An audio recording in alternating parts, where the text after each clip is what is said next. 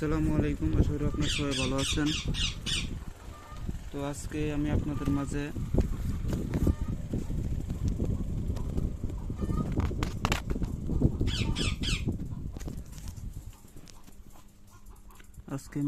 মাঝে অরিজিনাল একটা স্বপ্ন সিদ্ধি বিদ্যা নিয়ে আসছি। এই সাধনাটা যদি আপনারা করতে পারেন তাহলে আপনাদের উপকার এটাই যে আপনারা স্বপ্ন যুগে সব কিছু বলে দিতে পারবেন এবং অন্যের মনের খবর সব কিছু জানতে পারবেন। যে কাহারও মনের খবর আপনি জেনে নিতে পারবেন অনায়াসে। এটা সেই সাধনা, যে সাধনাটা ইউটিউবের ভিতরে কোথাও পাবেন না। আর এগুলা সাধনা ইউটিউবের ভিতরে কেউ দেয়ও না, অরিজিনাল সাধনা কেউই দেয় না ভাই। এই সাধনাটা আপনারা করবেন, 100% রেজাল্ট পাবেন। আর এরকম যদি বই নিতে চান অবশ্যই আমার সাথে যোগাযোগ করবেন। এগুলো পুরাতন বই, আরেকটা আছে, এটা পুরাতন বই, আরেকটা পুরাতন বই বেশ কয়েকটা আছে, কিন্তু এগুলো বিক্রি করার মতো নয়। তারপরেও যদি কারোর ইচ্ছা হয় তো অবশ্যই যোগাযোগ করবেন। আমি সম্পূর্ণ নিয়মটা বলতেছি, আপনারা দেখবেন।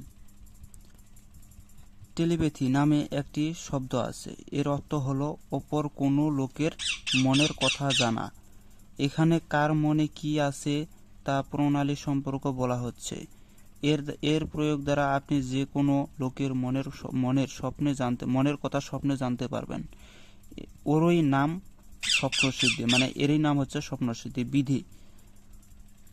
যে কোনো মঙ্গলবার অভিজিৎ যোগ অর্থাৎ দিবা 11টা থেকে 11:30 থেকে 12:30 পর্যন্ত সময়ের মধ্যে একটি কাক ধরে আনবে। এখানে বুঝতে একটু অসুবিধা হবে হয়তো আপনাদের। 11:30 অথবা 12:30 মানে দিবা, অর্থাৎ দিবা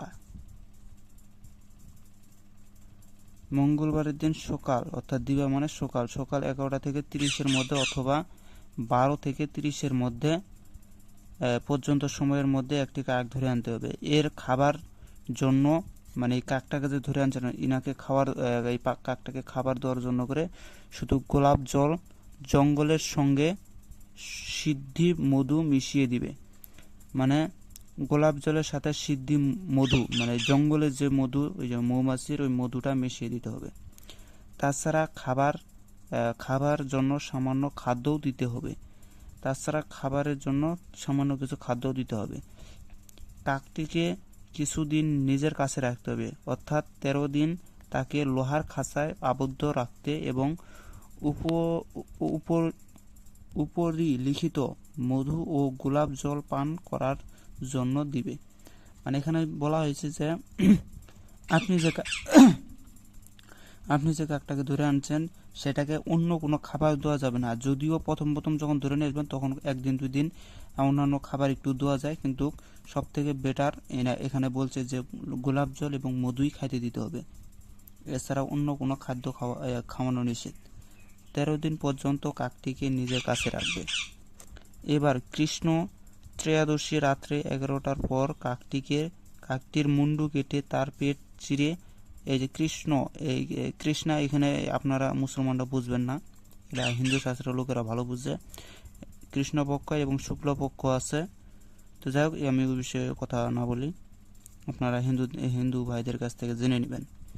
নারী বুড়ি সব বের করে কাকের হৃৎপিণ্ডটি নিয়ে বাকি সব কিছু, মানে শুধুমাত্র কাকটিকে এই যে মুন্ডুটা কেটে দেওয়ার পরে তার পেট ছিঁড়ে শুধুমাত্র হৃৎপিণ্ডটা নেবেন, বাকি সব কিছু যা কিছু আছে গোপন স্থানে গিয়ে মাটির নিচে পুঁতে দিবেন।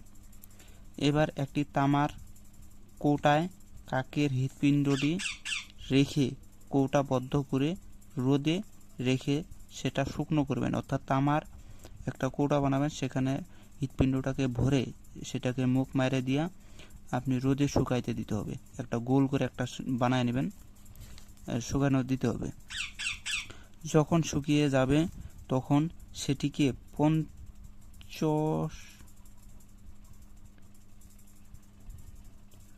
পঞ্চপর্যায়ের পূজা করে সিঁদুর দিবে। সেটিকে পঞ্চপর্যায়ে, এটা তো বুঝার, দেখেন আপনারা যদি বুঝতে পারেন তো করবেন। পঞ্চপ্রচারের পূজা করে সিঁদুর দিবে, ওই সঙ্গে কিছু কস্তুরীও দিবে। এরপর সেটিকে প্রত্যহ রাতে শোবার সময় ধূপ দিয়ে কৌটোটি বদ্ধ করে কয়েকটা ঝাঁকুনি দিয়ে বালিশের নিচে রেখে শুয়ে পড়বে। এর প্রয়োগে প্রথম রাত্রি থেকে 7 রাত্রির মধ্যে যে কোনো রাত্রে স্বপ্নে কাক দেখতে পাবে, তাহলে বুঝতে হবে প্রয়োগ সফল হয়েছে। কাক দেখা না গেলে আবার 7 রাত্রি এই প্রতিক্রিয়াটা করে যাবে, অতঃপরে কাক দেখা যাবে এবং অপরের মনের কথা জানার শক্তি লাভ করবে। এই প্রতিক্রিয়ায় সময় সাধককে একটি ঘরে একা শুয়ে থাকতে হবে।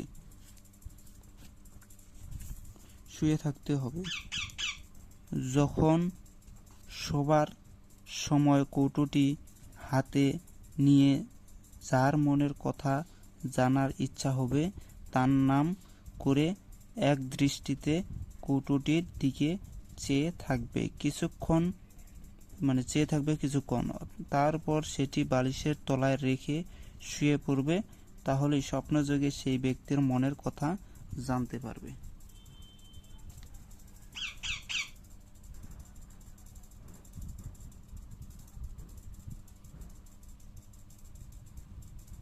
আশা করি আপনারা বুঝতে পারছেন। কিন্তু আসলে ভাই এটা এই সাধনাটা অনেক সহজের ভিতরেই পড়ছে। হ্যাঁ, শুধু একটা কাক জোগাড় করা।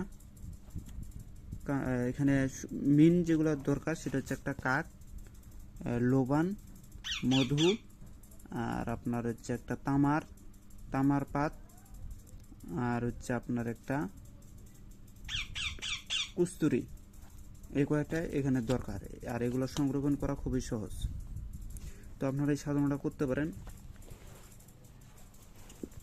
অন্যের মনের খবর জানা, আমি জানি যে ইউটিউবের ভিতরে আজ পর্যন্ত কেউ দেয় নাই, আমি দিলাম প্রথম। যদি ভিডিওটা ভালো লাগে অবশ্যই লাইক কমেন্ট শেয়ার করে পাশে থাকবেন। আর এইসব সাধনা করতে গেলে অবশ্যই ওস্তাদের কাছ থেকে অনুমতি নিয়ে, ওস্তাদের কাছ থেকে জেনে শুনে তারপরে এগুলো সাধনায় নামবেন, তাহলে 100% সাকসেস হবেন। নয়তো এগুলো সাধনায় নামতে গেলেই ওস্তাদ ছাড়া সাধনা কখনোই সাফল্য হয় না, এটা মনে রাখবেন। তো সবাই ভালো থাকবেন, খুদা হাফেজ, আসসালামু আলাইকুম।